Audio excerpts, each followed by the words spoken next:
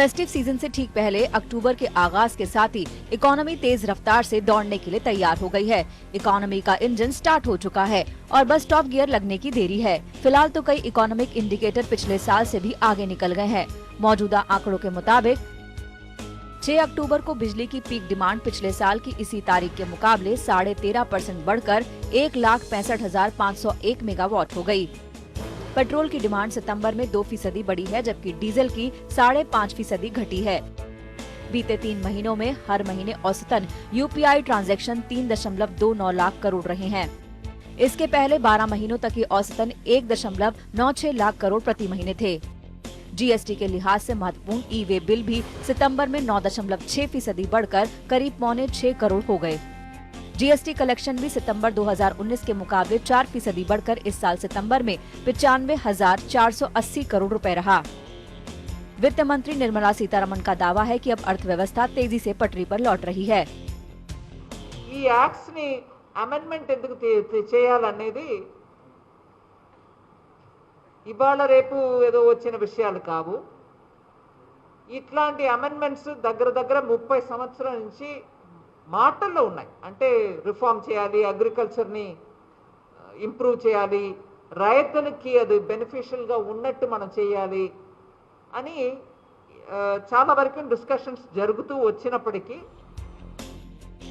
दरअसल इकोनॉमी के कई इंडिकेटर्स काफी पहले से ही सुधार की तरफ बढ़ने लगे थे, लेकिन अब ज्यादातर जगहों से खुशनुमा संकेत मिल रहे हैं। रेलवे की माल ढुलाई सितंबर में 15% बढ़ी है। कारों की बिक्री सितंबर में 26 महीनों में सबसे ज्यादा 31% बढ़ी है। मैन्युफैक्चरिंग पीएमआई 8 साल के उच्चतम स्तर 56.8 पर सितंबर में पहुंच गया। सितंबर में निर्यात भी करीब 5.25% बढ़े हैं। घरेलू हवाई यात्रियों की तादाद भी सितंबर में जबरदस्त तरीके से बढ़ी है। इसके अलावा अर्थव्यवस्था के सभी पहलुओं पर नजर रखने वाले ब्रोकेज हाउसेज ने भी इकोनॉमी में तेजी आने का दावा किया है।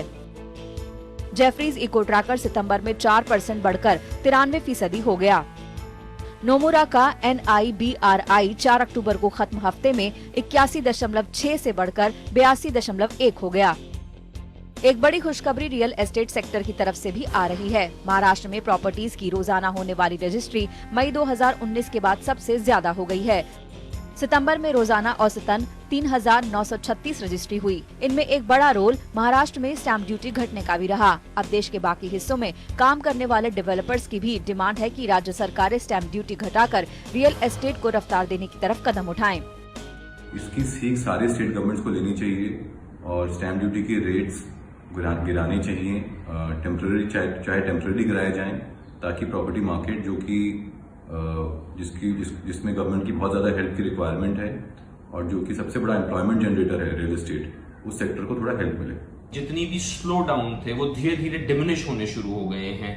Exports have gone up India के अंदर। जो मैन्युफैक्चरिंग PMI है that is on a 8-year high.